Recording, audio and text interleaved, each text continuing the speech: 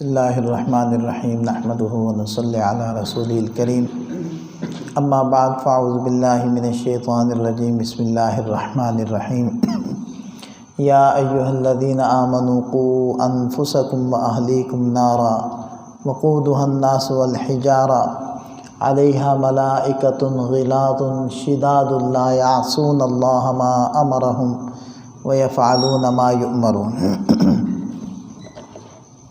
اے ایمان والو، قو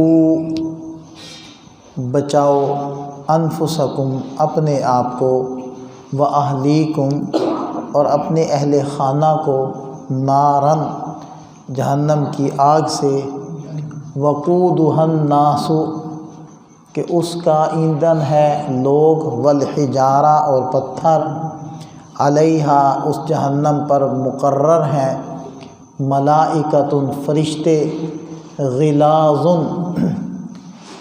سخت دل، شداد مضبوط، لا یعصون اللہ جو اللہ کی نافرمانی نہیں کرتے، ما امرہم جو اللہ ان کو حکم دیں، ویفعلون اور کر گزرتے ہیں، ما یؤمرون جس کا ان کو حکم دیا جاتا ہے۔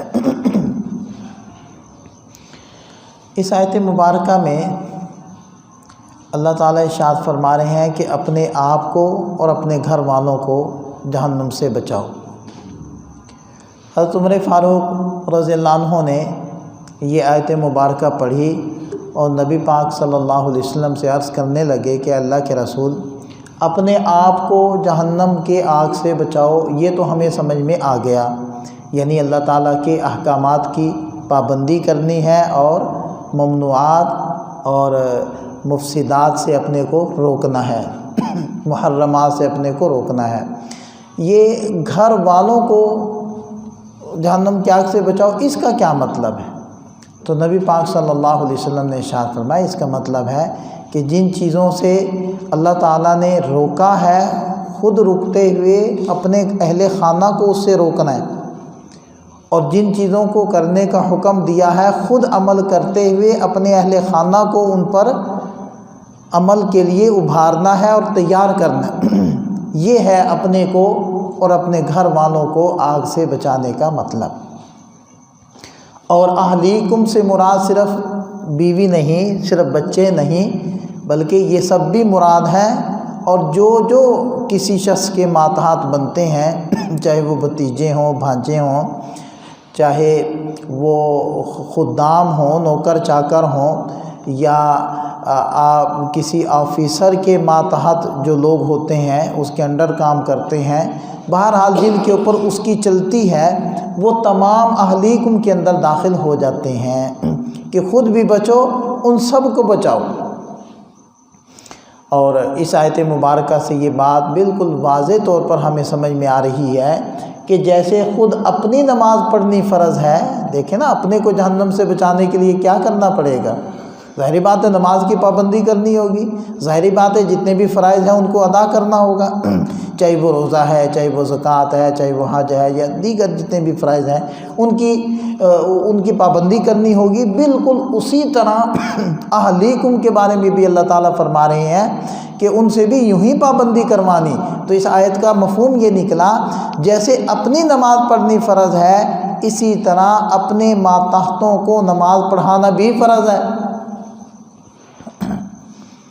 تو اس کو جو لوگ ان چیزوں سے صرف نظر کرتے ہیں، توجہ نہیں دیتے، چلیں جی چھوڑیں، چلیں جی رہنے دیں، تو اس آیت مبارکہ میں ان کے لیے کیا حکم آ رہا ہے کہ جیسے تم پر فرض، اسی طرح ماتحتوں سے پڑھانی فرض۔ اور کیا فرمایا کہ اس آگ سے بچاؤ جو آگ اتنی سخت ہے جس کا ایندھن انسان بنیں گے یا پتھر بنے، لکڑی نہیں ہے۔ لکڑی کی آگ کم گرم ہوتی ہے، پتھر کی آگ زیادہ گرم ہوتی۔ اور علیہا یہ بھی نہ سوچو کہ شاید کوئی سفارش چل جائے، شاید کوئی رشوت چل جائے۔ دنیا کے اندر تو انسان کے 100 طریقے ہوتے ہیں جان چھڑانے کے، فرمایا نہیں، علیہا ملائکۃ اس جہنم پر مقرر ہیں فرشتے، کیسے؟ غلاظ سخت دل، جن کو ترس ہی نہیں آئے گا، جن کو رحم ہی نہیں آئے گا، اور شداد بہت مضبوط ہیں، اس سے لڑ نہیں سکتے، ان سے نکل نہیں سکتے تم۔ لا یعصون اللہ ما امرہم، اللہ نے جو ان کو حکم دے دیا وہ اس کے پابند ہیں، اس کی نافرمانی نہیں کرتے۔ وَيَفْعَلُونَ مَا يُؤْمَرُونَ، جو ان کو حکم دیا جائے وہ اس کو بجا لاتے۔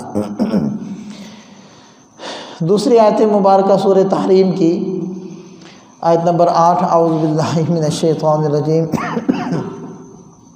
یا ایھا الذین آمنوا توبوا الی اللہ توبۃ نصوحا عسیٰ ربکم ان یکفر عنکم سیئاتکم ویدخلکم جنات تجری من تحتها الانہار یوم لا یخزی اللہ النبی والذین آمنوا معہ نورہم یسعی بین ایدیہم وبایمانہم یقولون ربنا اتمم لنا نورنا واغفر لنا انک علی کل شیء قدیر۔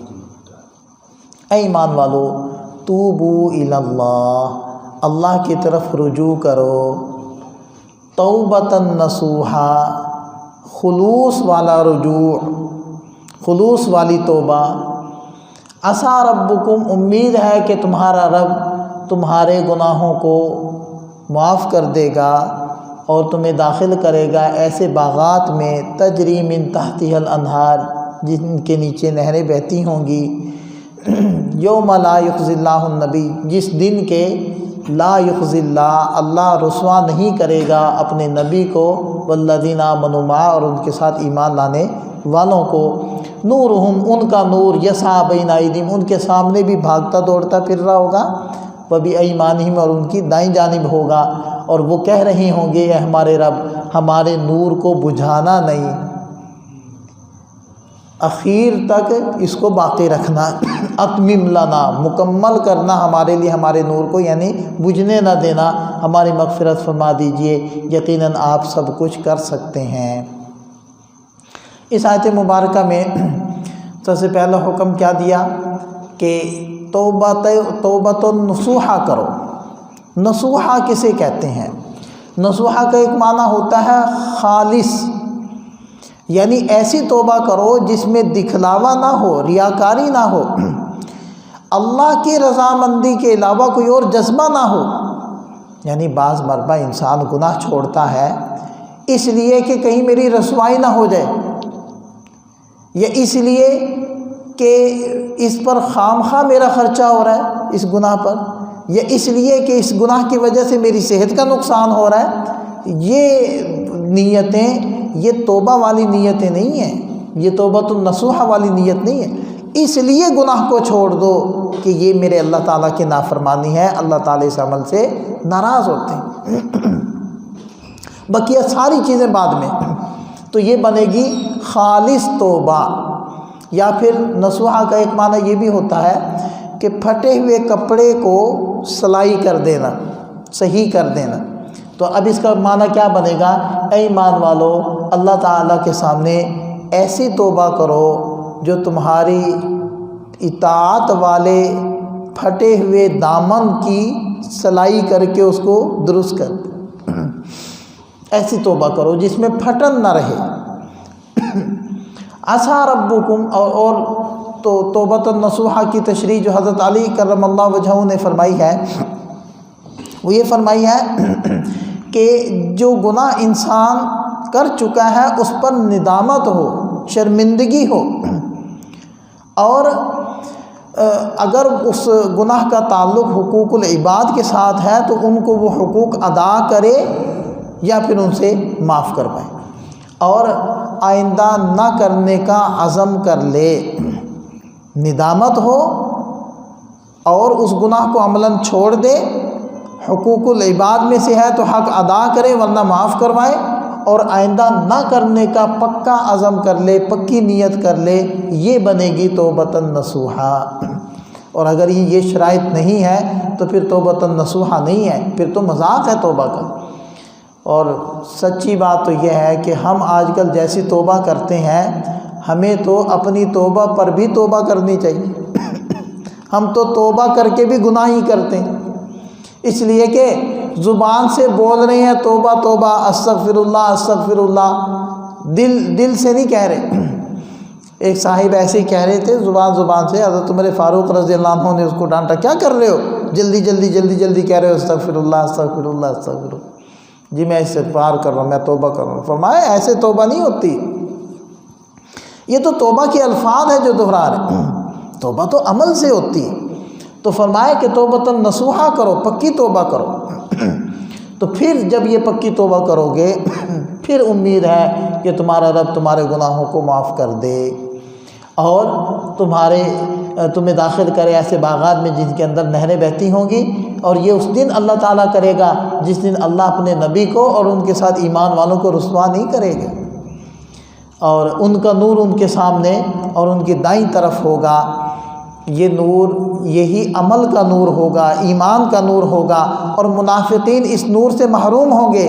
اور آخرت کے میدان میں تو اندھیرا ہوگا، جب وہ پل صراط پر سے گزرنے لگیں گے تو منافقین کفار وہ کہیں گے کہ ٹھہرو، ہمیں بھی اپنے ساتھ لے کر چلو، ہمیں بھی یہ پل کراس کرواؤ، اس لیے کہ ہمارے پاس تو روشنی نہیں۔ تو وہ کہیں گے ایمان والے کہ روشنی تمہیں یہاں نہیں ملنے لگی، تم واپس جاؤ، پیچھے جاؤ، وہاں سے روشنی لے کر آؤ۔ وہ سمجھیں گے کہ شاید اس پل سے پیچھے کی طرف ہم مڑیں گے تو کہیں سے ہمیں روشنی مل جائے گی، تو وہ مڑیں گے تو فرشتے گرز ماریں گے اور وہ جہنم کے اندر گریں گے۔ ایمان والے جو ان کو کہہ رہے ہوں گے کہ واپس جاؤ، وہ اصل میں اشارہ کر رہے ہوں گے کہ یہ نور تو دنیا کے اندر جا کر وہاں ایمان و عمل والی زندگی اختیار کر کے اس کے بدلے میں ملتا ہے، اور وہاں جا کر تو کوئی دوبارہ واپس آ نہیں سکے گا۔ تو منافقین کا نور وقتی طور پر ظاہر ہوگا، لیکن وہ بجھ جائے گا، وہ ختم ہو جائے گا۔ اس سے گھبرا کر ایمان والے کہیں گے اے اللہ ہمارے نور کو باقی رکھنا، اس کو نہ بجھا دینا، اور واغفر لنا، ہماری مغفرت فرما دینا، انک علی کل شیء قدیر، یقیناً آپ سب کچھ کر سکتے ہیں۔ تو یہ سورہ تحریم کی دونوں آیات تھی، جس میں پہلی آیت مبارکہ میں اپنے آپ کو اور اپنے گھر والوں کو جہنم سے بچانے کی ترغیب دی گئی ہے، اور دوسری آیت مبارکہ میں توبۃ نصوحہ کی تلقین کی گئی ہے۔ یہ ہمارا یا ایھا الذین آمنو کے جو خطابات تھے قرآن کریم میں، تو ان کے حوالے سے ہمارا درس قرآن چل رہا تھا۔ آج ہمارا آخری سبق تھا، ہمارا جو ہے اسباق کا سلسلہ مکمل ہوا۔ بس یہاں یہی ہے کہ ہم قرآن کریم کے ساتھ دوستی لگائیں، سچی دوستی لگائیں، سچا پیار کریں۔ قرآن اللہ کا معجزہ ہے، اللہ کے فرامین کا مجموعہ ہے، کائنات کی حقیقتیں اور سچائیاں اللہ نے اس میں سمو دی۔ وَمَنْ أَصْدَقُ مِنَ اللَّهِ قِيلًا وَمَنْ أَصْدَقُ مِنَ اللَّهِ حَدِيثًا، اللہ سے سچا کون ہو سکتا ہے؟ سب سے سچی بات وہ اللہ کی بات ہے، اور وہ قرآن کریم۔ تو قرآن کا ہم پر حق ہے، جیسے کہ نبی پاک صلی اللہ علیہ وسلم نے فرمایا کہ جو قرآن کو آگے رکھے گا قرآن اس کے درجات بلند کرے گا۔ اور آگے رکھنے کا کیا مطلب ہے؟ اس کو پڑھنا، اس کو سمجھنا، اس پر عمل کرنا۔ اور جو قرآن کو پیٹھ پیچھے ڈالے گا، یعنی اس سے لاپرواہ ہو جائے گا اور اس کی تلاوت اور فہم چھوڑ دے گا، تو فرمایا قرآن اس کو ذلیل کر دے گا۔ تو قرآن تو فرمایا حجت لک او علیک، تیرے حق میں حجت بنے گا یا تیرے خلاف حجت بنے گا؟ حق میں کب حجت بنے گا؟ جب کوئی پڑھتا ہوگا، عمل کرتا ہوگا، تو قیامت کے دن قرآن اس کے حق میں حجت بنے گا اور اللہ کے دربار سے بخشش کروائے گا اس کے لیے۔ اور جس نے پرواہ نہیں کی تو قرآن اس کے خلاف حجت بن کر آئے گا اور خصیم بن کر آئے گا کہ اللہ اس نے میری حق تلفی کی، لہٰذا آج اس کی پکڑ فرمائیں۔ اس لیے قرآن سے دوستی لگانے والا کبھی محروم نہیں ہوگا۔ تو جیسے علامہ اقبال رحمۃ اللہ علیہ فرماتے ہیں نا کہ وہ معزز تھے زمانے میں مسلمان ہو کر، اور ہم خوار ہوئے تارک قرآن ہو کر۔ اللہ تعالی ہمیں قرآن کی قدر کی توفیق عطا فرمائے، اور قرآن سے حقیقی عقیدت، محبت اور قرآن کے ساتھ فہم اور تدبر کا تعلق بھی قائم کرنے کی توفیق عطا فرمائے۔ وآخر دعوانا الحمدللہ رب العالمین۔ اللہم صلی اللہ علیہ وسلم۔